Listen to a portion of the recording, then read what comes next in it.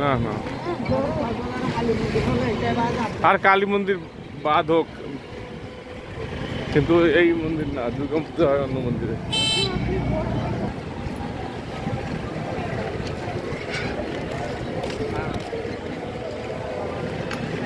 বড় মন্দির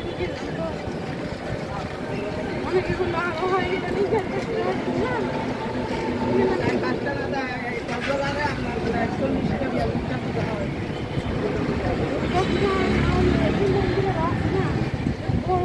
এত বড় শহরে সব ইয়া করে